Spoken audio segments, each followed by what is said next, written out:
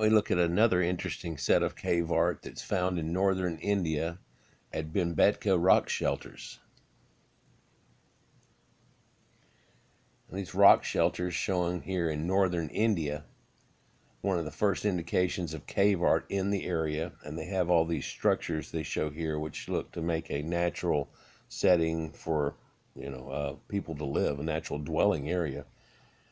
And indeed, near there they have these type of mastabas and things, but in these set of caves you can see a lot of man-worked stone along with some art, much of which is faded like this, but other red ochre pictures are definitely not faded.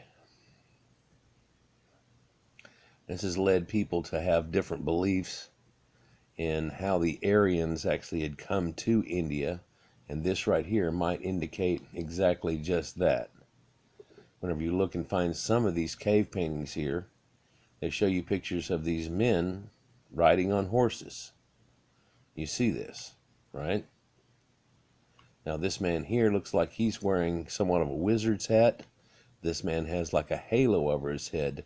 There's a procession that's running along here, and if you look at the one in the front, he appears to be greeting people. There's another set that's up here, same type, and have a conspicuous look to them. The way that the bottom feet are drawn is just like an arch, and this one is somehow deified. He has this extra, I don't know, what looks like a rug that he's crawling across. So I don't know if they had something along that line, as some type of symbology, or if they actually carried some type of big rug there and showed that off. A lot of people have different conjecture. Here you see ducks that were in there too. This is another depiction in the same cave set, quite interesting. Shows you a giant bull, but he has this squared off looking head, and almost like his eyes are right up here on top of his head, just like some kind of cartoon.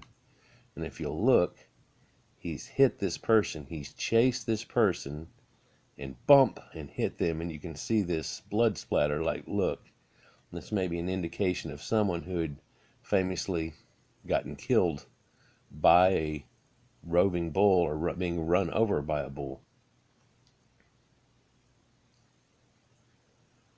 Quite interesting. A lot of depictions of cattle that they have through there. A few pictures of deer, like the one up here. There are pictures of horses that you can see here. People with bows and arrows. This is all in a pre-Neolithic cave too, which dates somewhere between 6 and 9,000 BC. Up at the top there were some chickens and some other things. But again, you can make note here that what we're seeing is a man apparently carrying a sword or something, rather than being a spear, which is like the man behind him. The man in front has like a Phrygian cap or a wizard's hat on. Very Gandalfish. The man behind him has some type of halo on his head. There are more visitors that are gone here. This is like a duck. A duck. I don't know if they're bringing waterfowls, but there's a lot of duck symbology that goes with a lot of this too. Over here is a snake. Over here is a flying bird. And there is a group of people that are here.